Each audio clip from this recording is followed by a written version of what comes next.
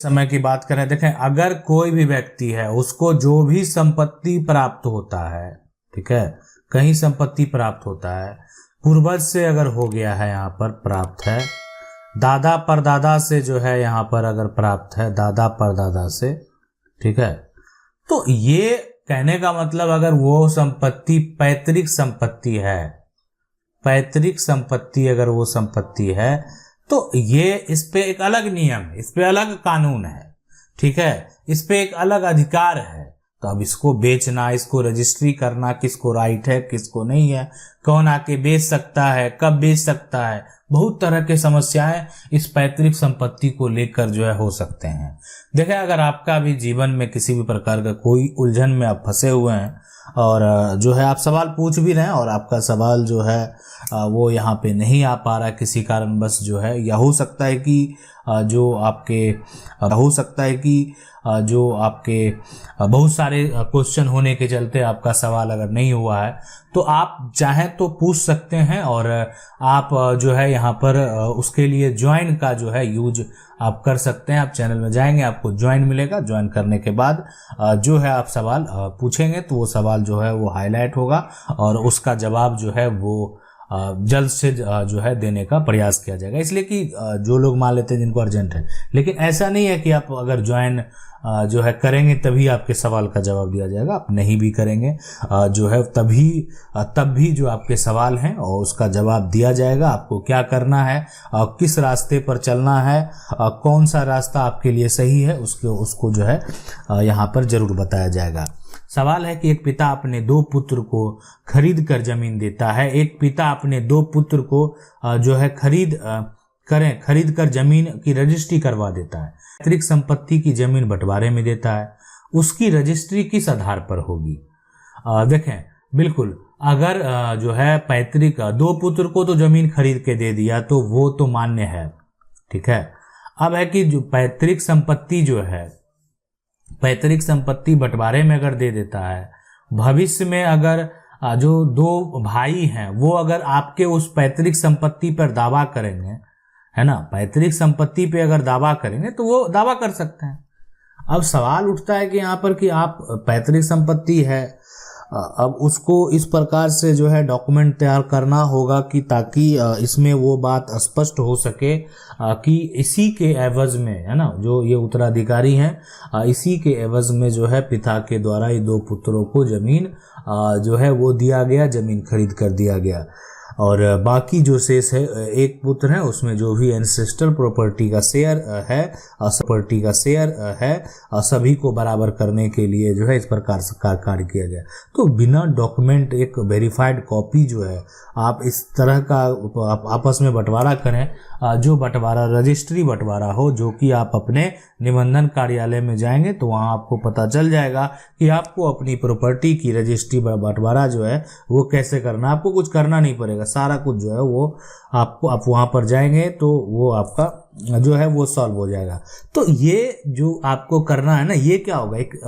Proof के तौर पे आप यूज कर सकते हैं, भविष्य में दिखा सकते हैं लोगों को कि मेरा जो बंटवारा है वो सही है, मान्य है। आप देख सकते हैं कि मेरे पास जो डॉक्यूमेंट है वो रजिस्ट्री बंटवारा का है। अगला सवाल है कि सर मेरा पड़ोसी बार बार मेरा कार में जो है जानबूझकर ठोकर मारा, शराब पीकर और दिखा ऐसे रहा जैसे गलती हुआ हो। वो हर 2-3 महीने में ऐसा करता। वो मेरे घर में बाउंड्री नहीं तो मैं कैसे उसको मजा जो है चिखाऊं? देखें मजा आता है तो सबसे पहला काम क्या करना चाहिए, आपको सबूत तैयार कर लेना चाहिए। अब कार में अगर ठोकर मारता है, ठीक है, या तो सबूत आप कहेंगे कि हमेशा तो हम जो है खड़े नहीं रहेंगे मोबाइल फोन लेके वीडियोग्राफी करने के लिए या कैमरा लेके वीडियोग्राफी करने के लिए, तो आप सबूत के लिए अगर आप घर में जो है सीसीटीवी कहीं पे है अगर उसको लगवा लेते हैं तो उससे क्या होगा कि ये कंफर्म हो जाएगा कि वो व्यक्ति आकर आपके कार के पास करता क्या है। अब उसके ऊपर जो है आप फिर एफआईआर दर्ज करवा सकते हैं और उसके ऊपर केस फाइल कर सकते हैं कि आपको वो किस प्रकार से नुकसान पहुंचाने का प्रयास किया जा रहा है आपके साथ। तो ये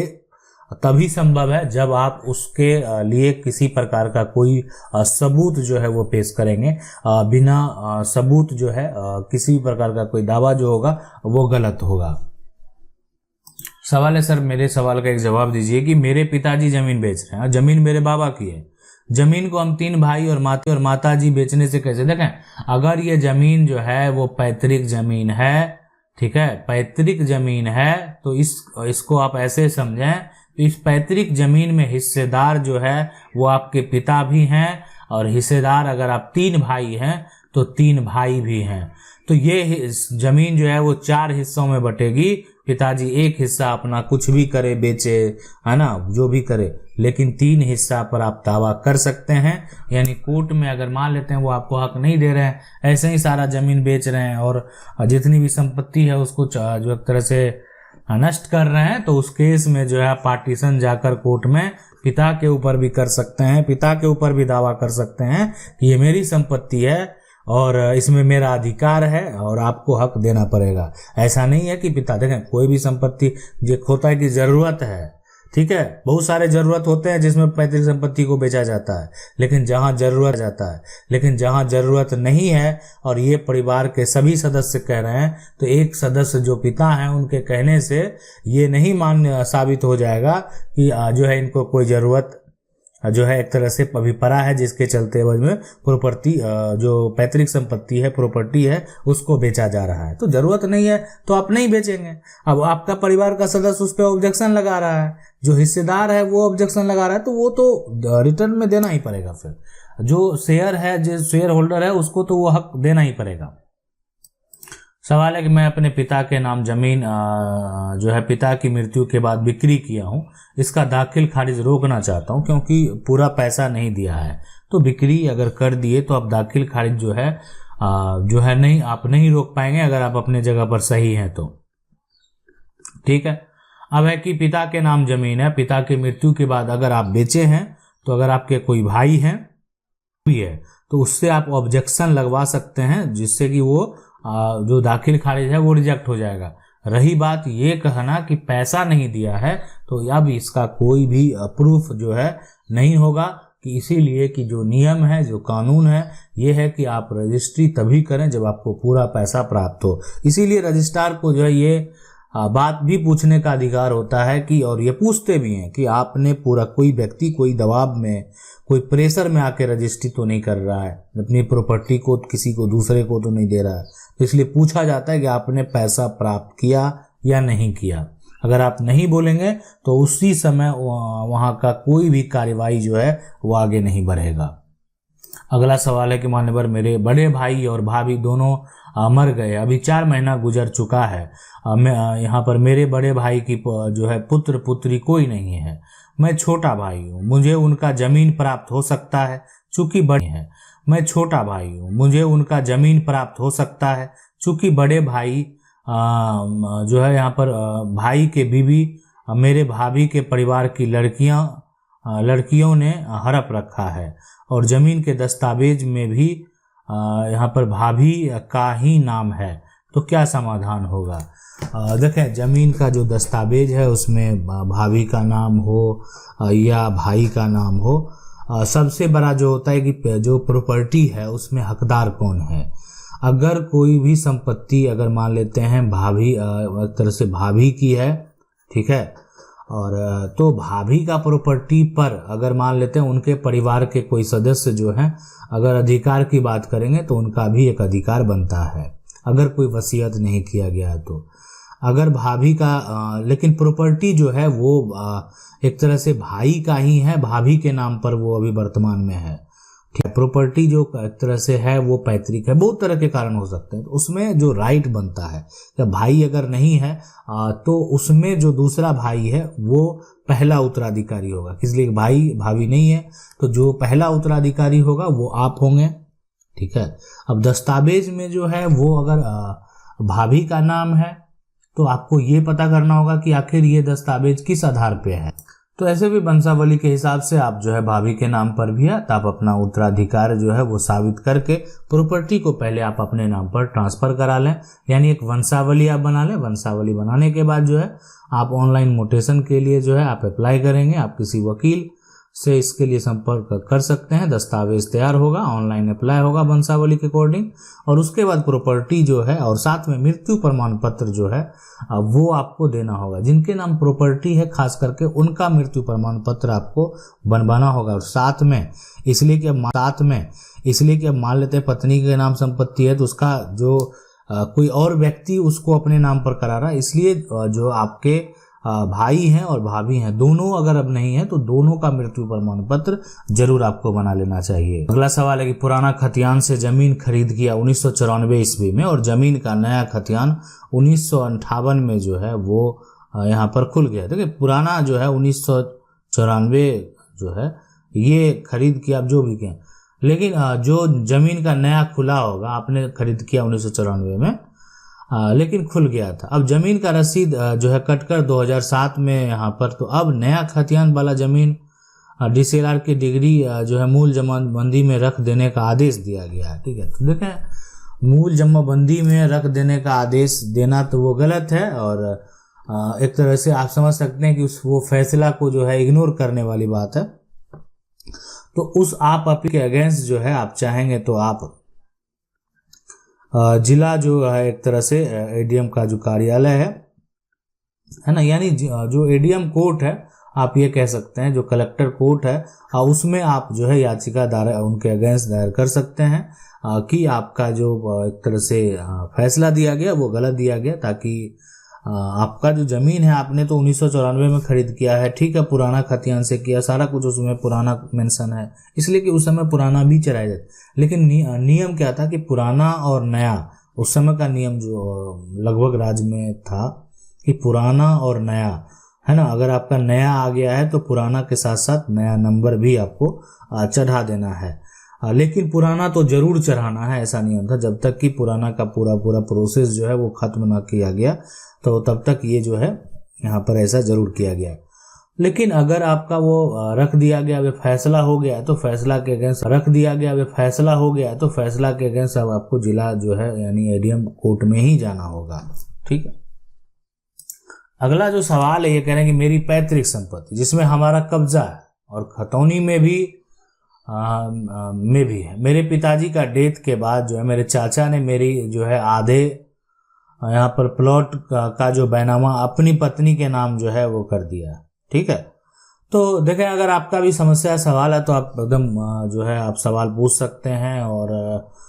एक तरह से आप चाहें तो जो है यहाँ पर चैट में पूछ सकते हैं, कमेंट में पूछ सकते हैं, और साथ में अगर आप चाहते हैं कि आपका सवाल का जवाब अभी नहीं आया, किसी कारण बहुत लंबे समय से पूछ रहे हैं, बहुत लोगों का कमेंट होता है, तो फिर दोबारा जरूर एक बार पूछें, हो सकता है कि आपका उस समय नहीं आया होगा और अब जो है आपका जरूर आ जाएगा। तो जो भी समस्या है वो अगर आप साझा करना चाहते हैं तो कर सकते हैं, हम आपको एक रास्ता बताने का प्रयास करते हैं ताकि आप जो है उस रास्ते पे पता चल जाएगा कि आखिर कब क्या करना चाहिए आपको। तो चाचा ने इनका क्या किया कि आधे प्लॉट का बैनामा अपनी पत्नी कर दिया। अब उस जगह पर जो है हम नया मकान बना रहे हैं तो वो चाचा हमें मकान बनाने नहीं दे रहे, बोल रहे हैं कि मेरी जो है बैनामा की जगह देकर मकान बना लें। तो बताएं, देखिए सबसे बड़ी बात है कि आप क्या करें, उनके ऊपर पहला तो एक हो गया कि जो अगर संपत्ति जो है वो पैतृक संपत्ति, तो ये सबसे बड़ी बात है कि पैतृक संपत्ति है और चाचा अपनी जो है पत्नी के नाम पर अगर आप कर दिए हैं तो बिना बंटवारा का जो है ये किए हैं, तो आप क्या करें, उनको तो खर्च किए होंगे जो भी किए होंगे, आप उसको कैंसिल करा दें। सबसे पहले यहाँ पर जो है यहाँ आपको क्या करना है कि जो अगर वो उसका सेल डीड तैयार कर दिया गया है, मतलब अगर वो निबंधन कार्यालय से किया गया, उस पर खर्च करके किया गया, तो सिविल कोर्ट से वो आप जो है कैंसिल करा दें। नहीं अगर सिर्फ उसका मोटेशन जो है जमाबंदी बना दिया गया है, लैंड को ट्रांसफर कर दिया गया है मोटेशन करके, तो उस केस में जो है आपको अब जो है एडीएम कोर्ट में जाना है ना, एडीएम कोर्ट में जाना है। लेकिन अगर सेल डीड तैयार हो गया है, रजिस्ट्री बैनामा जो है उसका एक रजिस्टर्ड डॉक्यूमेंट तैयार हो गया है, तो फिर आपको सिविल कोर्ट ही जाना पड़ेगा और सिविल कोर्ट में जो है केस फाइल करना होगा उस सेल डीड को कैंसिल कराने के लिए। तभी ये पॉसिबल है जो है वो, जब तक मान लेते हैं वो सेल डीड कैंसिल नहीं होता है तो फिर किसी प्रकार का कोई विकल्प जो है नहीं बचता है। वो ये क्या हो गया कि कोई बिना बंटवारा किया ही नहीं परिवार में, अब मान लेते हैं ये पूरी संपत्ति है, कौन किधर जाएगा उसमें अगर कोई स्पष्ट हुआ ही नहीं है, अब ये पूरी प्रॉपर्टी, आधी प्रॉपर्टी कोई व्यक्ति अपनी पत्नी के नाम जो कर देता है तो ये इलीगल है। ये जब तक स्पष्ट नहीं होता कि कौन किधर है और उसका एक आपसी सहमति का कोई बंटवारा नहीं होता है तो आप अपनी किसी भी प्रॉपर्टी को जो है अपने मन से ट्रांसफर नहीं कर सकते हैं, सिर्फ अपने हिस्से को भी नहीं कर सकते हैं। सवाल है कि सर जी मेरे पिताजी किसी से जमीन लिए हैं और वो जमीन सन 1976 का है और जो बेचा है वो यहाँ पर महिला है और उसका पति मर चुका था, है ना। तो अपने बच्चों की पालन और पोषण के लिए हम लोग को बेच दिए, तो क्या उसका बेटा बहू बड़ा होकर वही जमीन जो है ना दूसरे को बेच सकता है? क्या मेरे साथ जो है यहाँ पर ऐसा हुआ है और टाइटल सूट किया हूँ? बिल्कुल आप सही किए हैं। तो सबसे पहले तो एक ये हो गया कि जमीन अगर आपने खरीदा, ठीक है, तो आपका सेल डीड था कि नहीं, आपने रजिस्ट्री करवाया कि नहीं की? अगर रजिस्ट्री आपने अगर करवा लिया यानी आपके पास जो है वो रजिस्ट्री का डॉक्यूमेंट है तो आपने दाखिल खारिज नहीं करवाया होगा। अगर दाखिल खारिज करवा लेते तो वो जमीन को बेचने का अधिकार उसको नहीं होता। तो दाखिल खारिज अगर आपका नहीं हुआ तभी तो इस जो है इस प्रॉपर्टी को दोबारा बेच दिया गया। इसमें अब ये है कि अभी इसमें क्या होता है कि जमीन का खरीद बिक्री एक बार ही होता है, ठीक है। अगर इसका जो एक तरह से कोई भी जमीन है, अब उनकी पत्नी है, पति मर गया था तो पति की संपत्ति पे तो पूरा अधिकार पत्नी का होता है,